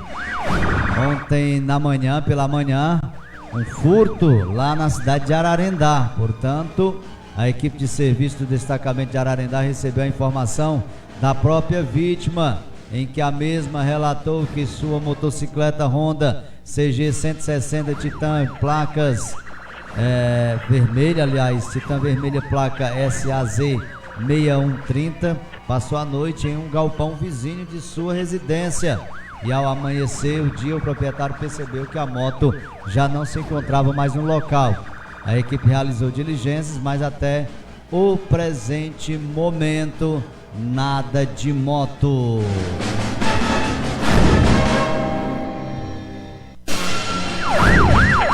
Em Catunda tivemos lesão corporal dolosa. Portanto, informo que por volta das 9 horas e 30 minutos de ontem, a composição de Catunda foi informada por um popular que na ótica citada, haveria uma briga de casal e estaria se agredindo mutuamente. A composição, ao chegar no local, verificou que a confusão estaria acontecendo entre as funcionárias da ótica. Mas menino, Catiana teria agredido fisicamente a senhora de nome Maria Marcleana de Souza Costa, filha de Maria do Socorro, nascida em 1980, residente na rua João Carlos de Oliveira, centro de Catunda. As envolvidas foram conduzidas até a delegacia de Santa Quitéria e foi registrado um boletim de ocorrência. Portanto, olha aí, a briga entre funcionárias. Em Ararendá, uma lesão corporal também por arma branca. Portanto, no dia de ontem, pela manhã, por volta das 7 horas, a equipe de serviço do destacamento de Ararendá recebeu uma denúncia da senhora Antônia Gonçalves, mãe da vítima, de que o seu irmão, o senhor Getúlio, teria dado uma facada nas costas do seu filho, Francisco Kelvin, e que o acusado ainda estaria em casa com a faca, ameaçando a sua mãe e outros familiares. De imediato, a composição policial foi até o endereço informado pela denunciante, onde foi dado voz de prisão ao acusado, que tentou reagir contra a composição. O mesmo foi algemado e as partes conduzidas para a delegacia de Nova Russas para a realização dos procedimentos cabíveis. O acusado foi autuado no artigo 129. Brincadeira não. O Ararendá também estava bem movimentado. Em Crateús, na zona urbana, acidente de trânsito com vítima fatal. Portanto, ontem, por volta das 20 horas e 15 minutos, ali na Avenida Benoni Mourão Filho, no bairro dos Venâncios, em frente à ABB, houve um acidente de trânsito envolvendo uma moto Honda Bros e uma bicicleta, onde o ciclista veio a óbito no local, enquanto que as vítimas que trafegavam na moto foram socorridas e levadas ao Hospital São Lucas. A composição da Polícia Militar compareceu no local, onde a Guarda Civil Municipal fazia o atendimento da ocorrência, onde também compareceu a equipe do SAMU, que constatou, portanto, o óbito da vítima. Os condutores da moto ficaram internados no hospital em observação. A Polícia Civil foi informada acerca do fato para fazer o acionamento da perícia para atender, portanto, a ocorrência. O senhor que faleceu, inclusive, ele residia ali no bairro do Ipaze. No Ipu tivemos também uma lesão corporal. Composição de serviço do destacamento de Ipu estava realizando um patrulhamento no dia de ontem de rotina pela cidade, quando por volta das 12 horas e 10 minutos, ao passar próximo aí à agência ali do Banco do Bradesco, na rua Padre Mororó, deparou-se com duas mulheres em vias de fato. De imediato a equipe aproximou-se da ocorrência. Uma das mulheres disse ter sido agredida com seu próprio telefone. A agressora, por sua vez, falou que estava trafegando na dita rua quando a vítima saiu de ré, sem os devidos cuidados, quase batendo em seu carro, iniciando assim a discussão entre ambas, onde a acusada avançou no telefone da vítima e desferiu uma pancada na cabeça com o telefone, causando-lhe uma lesão. Diante dos fatos, as partes foram conduzidas para a delegacia municipal, onde foram realizados os procedimentos cabíveis.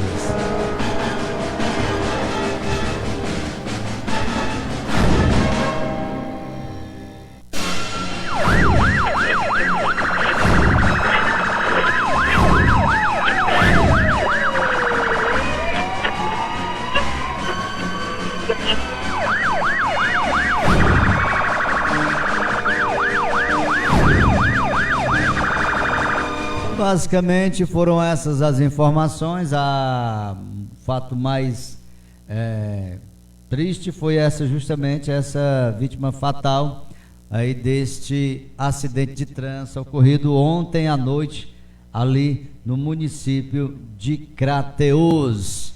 Qualquer outra situação, qualquer outra informação a respeito da área policial, a gente retorna trazendo para você aqui dentro da nossa programação.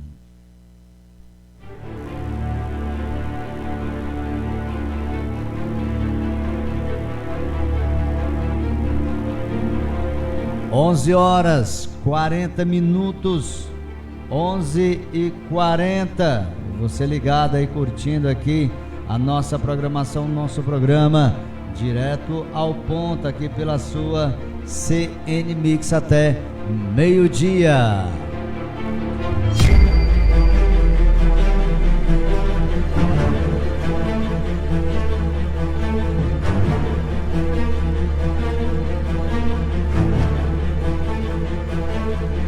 Mais informações chegando aqui dentro do nosso programa. Câmara deve aprovar a proposta sobre apostas esportivas ainda hoje, nesta quarta-feira. Vamos à matéria. Quarta-feira de pauta cheia na Câmara. Primeiro, os deputados vão se dedicar a votar o projeto que trata das apostas esportivas online. Ele está trancando a pauta por conta da urgência. Entre outros pontos, essa proposta prevê 18% de imposto para as casas de apostas. Imposto esse que será distribuído para a Seguridade Social, para o Ministério do Esporte, para o Fundo Nacional de Segurança Pública, para clubes e atletas profissionais e também para a educação básica. 18% mais os impostos que já existem e já são atualmente cobrados.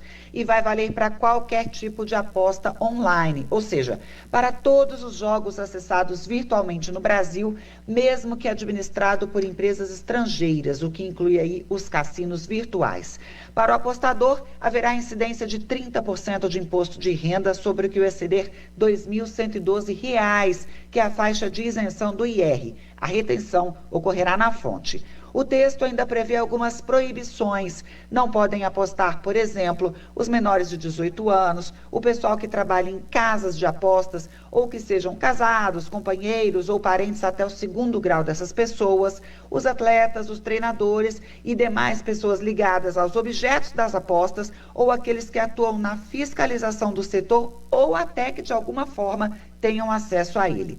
Depois de analisado esse projeto, os deputados vão, enfim, se debruçar sobre a mini-reforma eleitoral e vão precisar correr contra o relógio, porque para valer para as eleições do ano que vem, tudo precisa estar aprovado até 6 de outubro, um ano antes do primeiro turno da disputa municipal.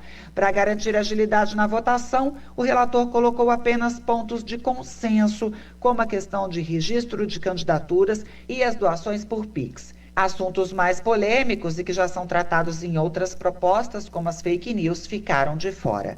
Da Rádio Nacional em Brasília, Priscila Mazenotti. Obrigado por as informações às 11h43. Antes proibidos, agora médicos poderão divulgar trabalhos nas redes sociais. Antes proibidos, Médicos agora vão poder publicar os trabalhos nas redes sociais, divulgar preços e descontos em consultas e procedimentos e ainda postar imagens de clientes. É que o Conselho Federal de Medicina atualizou nesta terça-feira a norma para publicidade médica. Agora, os profissionais estão autorizados a postar as conhecidas selfies, além de imagens de antes e depois de pacientes, neste caso, acompanhadas de informações educativas. A imagem não pode ser editada e deve garantir o anonimato do paciente, mesmo que ele tenha autorizado o uso. Além disso, estão proibidos de divulgar o nome comercial de produtos, como detalhou o vice-presidente do CFM, Emanuel Forte Silveira. Produtos alimentícios, cosméticos e outros mais, eles não têm permissão para fazer divulgação nas redes, nem falar sobre os resultados que se vai obter. Ele pode falar de princípio ativo, da aplicação, como se faz, mas aquela indução à sociedade de que o resultado vai ser obtido, isso a gente não está permitindo em nenhuma hipótese. O médico poderá ainda postar e repostar em suas redes sociais elogios e depoimentos, inclusive de celebridades. A segunda vice-presidente do CFM, Rosilane Nascimento, explicou que o Conselho recebe denúncias de publicidade inadequada postadas em perfis fechados e até em perfis públicos. A partir daí são tomadas providências para que as informações sejam corrigidas ou retiradas em respeito à credibilidade médica. Medicina, ela precisa de credibilidade para que ela seja exercida na sua integridade. Então, se o paciente ele perde a credibilidade no profissional médico, a medicina perde muito. E eu acho que a sociedade também perde. O CFM autoriza a captura de imagens por terceiros apenas para os partos. Outros procedimentos médicos continuam proibidos. Os profissionais terão 180 dias para se adequar às regras que começam a valer a partir de março de 2024. Da Rádio Nacional, em Brasília, Renato Ribeiro. Obrigado, Renato, por essas informações aqui dentro do programa e mais do que justo, né? Até para divulgar os seus trabalhos e também deixar socializado aí para as pessoas questões de preços e procedimentos. Só assim as pessoas têm um conhecimento melhor e pode assim, né, fazer uma peneira de onde se vai, né? Consultar qual médico, qual trabalho.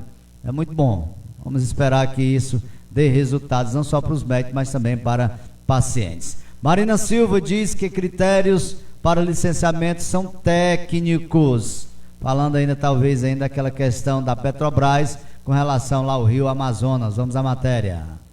Enquanto o IBAMA analisa o recurso da Petrobras para explorar gás e petróleo na costa do Amapá, a ministra do Meio Ambiente e Mudança do Clima, Marina Silva, voltou a dizer no Senado que os critérios para licenciamento ambiental são totalmente técnicos. A negativa que o IBAMA deu tecnicamente foi com base no parecer de 10 técnicos do IBAMA. O presidente do IBAMA seguiu o parecer dos técnicos, porque em um governo republicano é isso que se faz. Mas não foi a primeira vez que a licença foi negada. Também em 2018, no governo do presidente Temer, foi negada a licença, não para a Petrobras, porque o empreendimento na época era de uma empresa privada que depois passou para a Petrobras. A declaração foi dada nesta terça-feira durante a participação da ministra em uma reunião extraordinária na Comissão de Infraestrutura do Senado. A iniciativa foi do senador Lucas Barreto, do PSD do Amapá, que questionou a ministra a decisão do IBAMA em negar o licenciamento.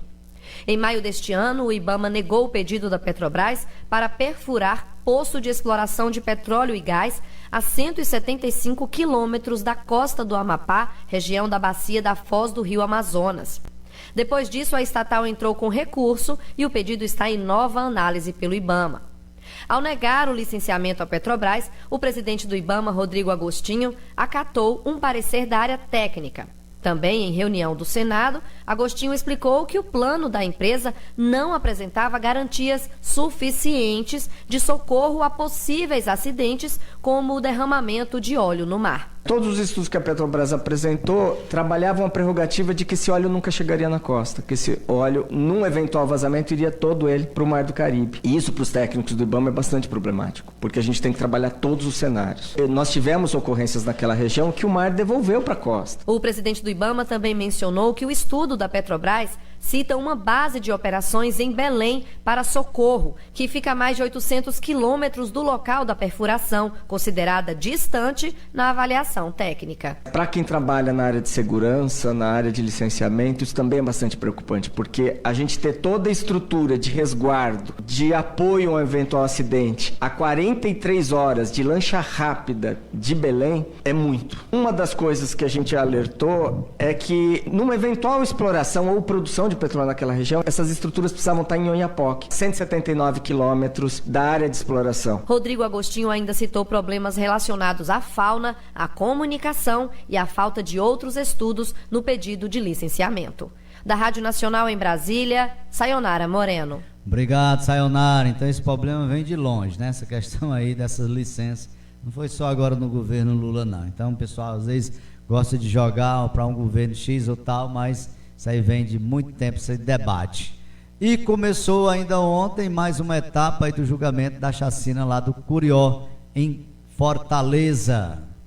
Começa nesta terça-feira em Fortaleza mais uma etapa do julgamento da chacina do Curió. Nessa nova fase, que é a terceira, 8 policiais militares serão julgados. A chacina do Curió é considerada a maior da história de Fortaleza. Os crimes aconteceram em 2015, 11 pessoas morreram, mais da metade eram menores de idade. Outras 3 vítimas sofreram tentativa de homicídio e 4 foram torturadas. De acordo com a acusação do Ministério Público, as mortes ocorreram em represália ao assassinato de um policial. As vítimas teriam sido escolhidas de forma aleatória. Os 3 júris envolvendo esse caso são os mais longos do judiciário cearense, segundo a Defensoria Pública do Ceará. Ao todo foram aceitas denúncias contra 44 policiais militares acusados de homicídio, tentativa de homicídio, torturas física e psicológica e omissão. Estão previstos para essa terceira fase do júri popular um total de 22 depoimentos. São 7 vítimas sobreviventes e 7 testemunhas, tanto de defesa quanto de acusação, além do interrogatório dos 8 réus. Entre os réus está a primeira mulher a ser julgada neste processo. Em junho passado, o primeiro júri sobre o caso resultou na condenação de 4 PMs a 275 anos e 11 meses de prisão, em regime fechado. Na segunda fase, que terminou semana passada, após 97 horas de trabalho durante 9 dias de sessão, 8 policiais foram considerados inocentes. Da Rádio Nacional em São Luís, Gabriel Correa. Obrigado, Gabriel, por essas informações aqui dentro do nosso programa. 11h50 é o programa Direto ao Ponto, até meio-dia, informando você com as principais informações locais, nacional e internacional. Ex-diretora de inteligência do Ministério da Justiça não vai à CPMI. Protegida por um habeas corpus, a ex-diretora de inteligência do Ministério da Justiça, Marília Alencar, não compareceu à CPI mista dos atos golpistas. HC do ministro Nunes Marques, do Supremo Tribunal Federal, que deu a ela o direito de não prestar depoimento. Decisão inédita no âmbito da CPMI e que provocou reações. Antes, todos os habeas corpus garantiam o direito ao silêncio e à não autoincriminação, mas obrigavam a presença do depoente. O presidente da CPI mista, deputado Arthur Maia, lamentou.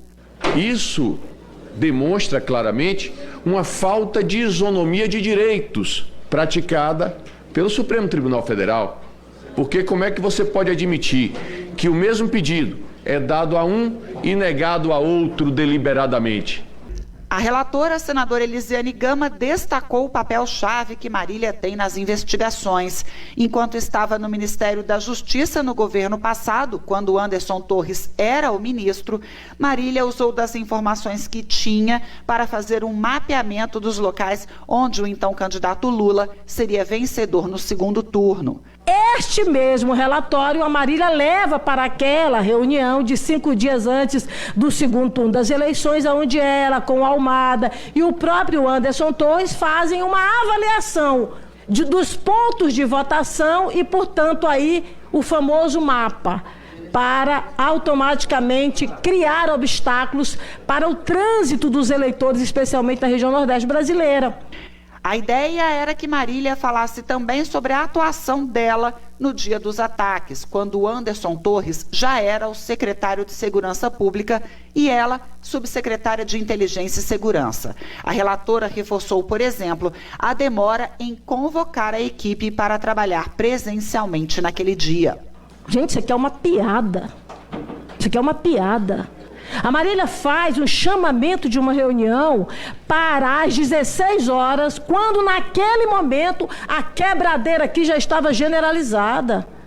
Uma ação que ela deveria ter feito no mínimo às 8 horas da manhã, e olhe lá, aliás, ela deveria ter feito no dia 6 e no dia 7. Diante da ausência do depoente do dia, a advocacia do Senado recorreu da decisão e os apelos na CPMI foram para que o pleno do STF reveja a decisão. Da Rádio Nacional em Brasília, Priscila Mazenotti. Eita, que os ânimos aí é de raramente não se acirrar, né? Aí nessa CPMI. Brincadeira, 11h54. Inclusive a policial agredida em 8 de janeiro, ela foi ouvida na CPMI dos atos golpistas. Vamos aí conferir a matéria. Depois do bolo que os parlamentares tomaram com a ausência de depoimento da ex-subsecretária de Inteligência, deputados e senadores da CPI mista dos atos golpistas se dedicaram a ouvir Marcela Pino, policial que trabalhou no dia dos ataques. Inclusive foi bastante agredida, tendo sido arremessada do alto da cúpula do Congresso, numa queda de 3 metros de altura. Aí você cai... Eu caio a 3 metros de altura. No momento em que eu caí, eu retorno pelo gramado mesmo, subindo. Nesse momento, ao atravessar o gradil, foi o momento em que eu fui atacada novamente. Que eu fui puxada novamente, aí que eu estava me defendendo com o meu escudo. Nesse momento, eles estavam me arrastando pelo escudo. Eu resolvi soltar o escudo para que eu pudesse me defender melhor. Quando eu soltei o escudo, foi o momento que eu tomei um chute e fui jogada no chão. Aí, no momento que eu caí no chão, é que eu recebi o golpe com a barra de ferro na cabeça. Meu Deus. Ela ainda acrescentou que em 4 anos de atuação nunca tinha visto tamanha agressividade, que enquanto estava caída, os agressores ainda tentaram retirar a arma dela e que o grupo estava preparado para o embate. Possuíam sim luvas para ter acesso aos nossos materiais, são lançadas granadas a altas temperaturas, que se for pegas em mão livre vão ter queimaduras seríssimas. Eles se utilizavam de máscaras, eles se utilizavam de toalhas, de lenços para cobrir o rosto. Sim, eles tinham, dessa forma eles estavam organizados, sim. Eles foram orientados da forma como vieram para cá? Provavelmente. Marcela não soube dizer se houve falhas ou omissão por parte da PM na contenção dos atos violentos, que não recebeu relatórios de inteligência até por conta do cargo que ocupava, mas que logo cedo, pouco antes do meio-dia daquele domingo, já tinha recebido as primeiras orientações. A atuação de Marcela acabou rendendo a ela uma promoção. De soldado passou a cabo, promoção tida como reconhecimento de um ato de bravura pelo governo do Distrito Federal. Da Rádio Nacional em Brasília, Priscila Mazenotti. Pois é, tá aí as informações, né? A respeito aí, inclusive, dessa policial que foi aí agredida com outros, né? Naquele dia do 8 de janeiro, né? Deste ano, né? Complicado, muita gente aí, começou inclusive aí o julgamento de alguns desses detentos que foram presos aí nesses atos terroristas. 11h56, vamos falar de futebol. Ontem o Brasil, 11 horas da noite, pensa, futebol daquele jeito, sempre procurando o gol, mas aí teve impedimento, né? Anulou-se gol, aí 2 gols inclusive no primeiro tempo, e o juizão, né? O juiz foi meio fraco, viu? A arbitragem aí não deu o tempo necessário, que foi paralisado. Só pelos esses 2 gols anulados aí, em um foi 7 minutos, no outro nem fala. Então foi bastante inibida aí a arbitragem aí nesse jogo entre Brasil e Peru, mas o Brasil nos finalmente, com um cruzamento aí de Neymar, Marquinhos fez 1-0, portanto aí Brasil vence mais uma nas eliminatórias e é o líder, sendo que a Argentina está aí em segundo lugar com 4 pontos e aí o Brasil com 6 pontos, valendo, lembrando que estamos somente aí no início ainda, né? Tem muita água, tem muito jogo ainda para transcorrer em todo esse período aí até a Copa do Mundo. Ainda teremos hoje 2 jogos pela Brasileirão, a Série A, Flamengo e Atlético Paranaense, Internacional e São Paulo.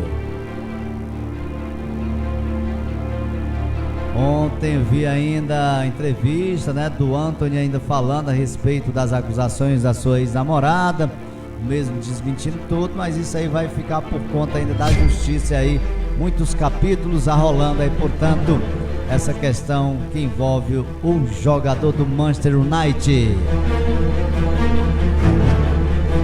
11 horas 58 minutos, 11h58.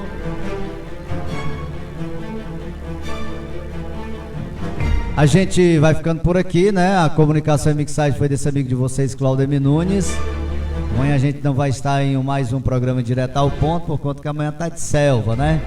Mas agradeço a você que ficou com a gente, obrigado pelo carinho, pela paciência e pela sintonia. Ou da manhã a gente volta com mais um direto ao ponto aqui pela sua CN Mix. A você que ficou com a gente através também das redes sociais, fanpages do Facebook, muito obrigado.